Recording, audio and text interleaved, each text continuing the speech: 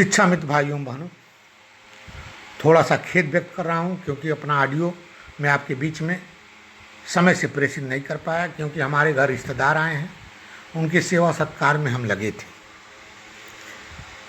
आपसे कहना चाहता हूं, हम सबके आदर्श अधिकारी श्रीमान महानिदेशक श्री विजय किरणानंद जी को मैं 28/5/2021 को एक प्रत्यावेदन दिया था।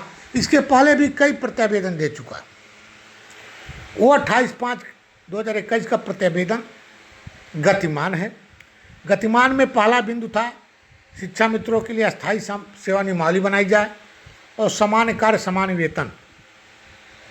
महंगाई को देखते हुए वेतन / मानदेय में वृद्धि किया जाए। 12 माह 62 साल की एक सेवा नियमावली बनाई जाए। जून में विद्यालय खुला नहीं है, इस नाते 12 माह पर अभी प्रकरण लंबित रखा गया है। 62 साल की संविदा पर भी चर्चा चल रही है, गतिमान है। समान कार्य समान वेतन के संबंध में आपके बता दें, आर्थिक स्थिति मजबूती थोड़ा नहीं हो पाई है, कारण कोरोना काल है। कोरोना काल के नाते राज्य सरकार को जो केंद्र सरकार से मांग की गई थी उसमें कटौती की गई है। लगभग 10,000 करोड़ की मांग की गई थी, जिसमें केंद्र सरकार मात्र 7,000 करोड़ रुपया राज्य सरकार को दी है। केंद्र राज्य सरकार के ऊपर आर्थिक भार, आप कहेंगे कि टीचरों के लिए भार कम है, शिक्षा मित्रों के लिए भार अधिक क्यों है?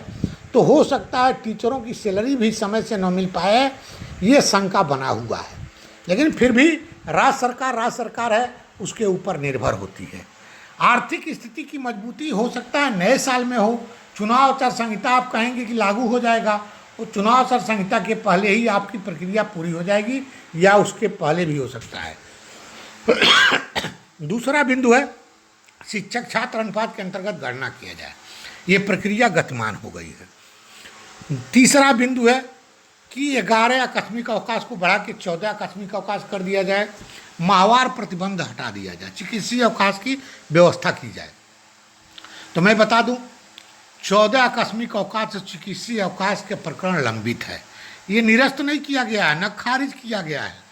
केवल कुछ दिन पहले एक शासनादेश जारी हुआ था कि शिक्षा मित्र 1 महीने में 4 अवकाश ले सकते हैं। उसी अवकाश पर आदेश हो गया है, उसका प्रस्ताव शासन में आ गया है, क्योंकि लगभग 2 दर्जन से अधिक जिला व शिक्षा अधिकारी महोदय लोग शिक्षा मित्रों के खिलाफ पत्र शासन और निदेशालय को भेजे थे कि यह इनके लिए लागू नहीं होता है। उस पर हम सबके आदर्श अधिकारी द्वारा शासन को प्रस्ताव भेजकर शासनादेश जारी करा दिया जा रहा है कि शिक्षा मित्र 1 से अधिक अवकाश ले सकते हैं। उसका शासनादेश जारी होने वाला है। 20 वर्षों से शिक्षा मित्र महिला जो हैं अपने मायके में कार्य कर रही हैं।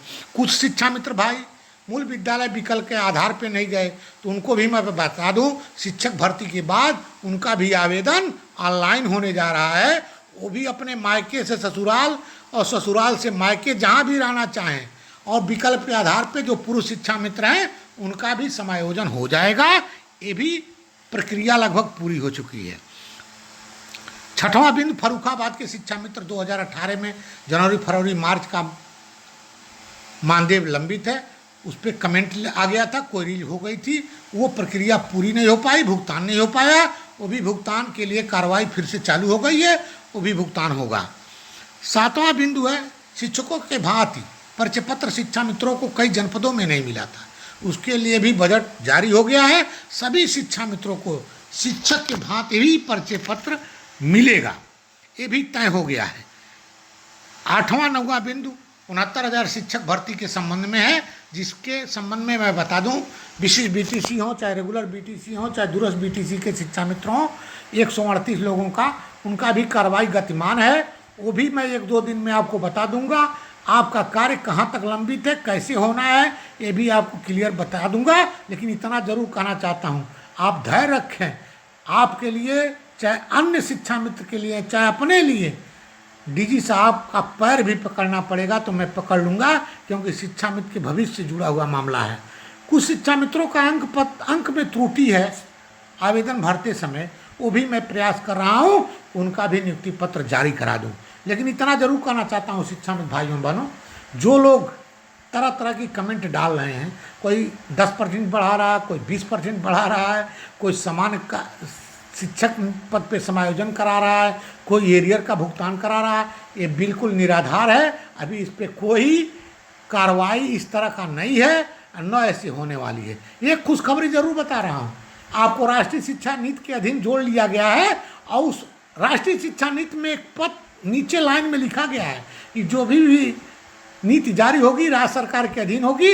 इसमें वो राज्य सरकार आपको वो नीति में अधीन कर ली है, आपको बाहर नहीं करेगी।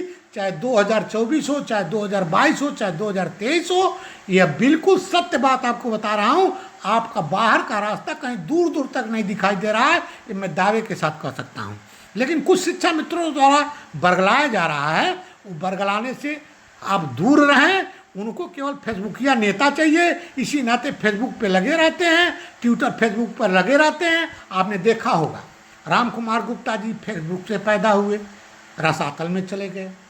एक मोहतरमा जी आई, फेसबुक से पैदा हुई, रसातल में चली गई। एक दूरस्थ बीटीसी के नेता आए, वो पेपर से पैदा हुए, वो भी रसातल में चले गए।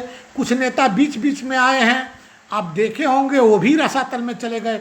कोई धरातल पे टिकने वाला नेता नहीं है। कुछ लोग कमेंट किए नेताओं के से दुर्गत हुई है, तो उन लोगों से कहना चाहता हूँ यदि नेताओं से दुर्गत हुई है तो मैं स्पष्ट कहना चाहता हूँ, नंबर ब्लॉक कर दो, मेरा ऑडियो ब्लॉक कर दो और आप ही आगे बढ़ के अपना काम करा लो। इसके लिए आपको धन्यवाद ज्ञापित करता हूँ। मैं अनुशासनहीनता नहीं बर्दाश्त करता, क्योंकि मेरा संगठन अनुशासन में रहकर कार्य करता है, धरातलीय पेपर के साथ कार्य करता है, मांग पत्र प्रस्तुत करके कार्य करता है, फेसबुक पर मांग पत्र नहीं लिखता है। इस नाते मैं दावे के साथ बोलता रहा हूँ। अब बोलकर आपसे कहना चाहता हूँ, ऐसे लोगों को, ऐसे शिक्षा मित्रों को मुझे आवश्यकता नहीं पड़ेगी। मेरा संगठन इसके लिए बहुत अच्छा कार्य कर रहा है और करता रहेगा। मैं शिक्षा मित्र भाइयों से कहना चाहता हूँ, ऐसे लोगों को आपके द्वारा ही पैदा किया गया, आज ये दुर्गति हो रही है। यदि राम कुमार गुप्ता सुप्रीम कोर्ट में नहीं दिखाई देते, पैनल जारी करने वाले नेता सुप्रीम कोर्ट में नहीं दिखाई देते, तो मैं टीचर आपको बनवाया था, टीचर से चपरासी और चपरासी से शिक्षा मित्र नहीं बनने देता। यदि एक पर विश्वास कर लिए होते तो आपका भविष्य कहाँ तक पहुँचता, इसकी कल्पना नहीं की जा सकती। लेकिन दुर्भाग्य है कि ये नेता सब रसातल में चले गए, कोई धरातल पे आने वाला नहीं है। लेकिन जितेंद्र शाही आपके साथ अंतिम क्षण तक रहेगा, ये दावे के साथ कहना चाहता हूँ। शिक्षा मित्र भाइयों बहनों से कहना चाहता हूँ, धीरे तुम बढ़े चलो, वीर तुम बढ़े चलो। सामने पहाड़ हो, सिंह की दहाड़ हो, हम कभी रुके नहीं, हम कभी झुके नहीं। अपना हक लेके रहेंगे, चाहे इसके लिए कोई भी कुर्बानी देनी पड़े, हम तैयार हैं, तत्पर हैं। इसी के साथ अपनी बारी को विराम देता हूँ। जय शिक्षक, जय शिक्षा मित्र।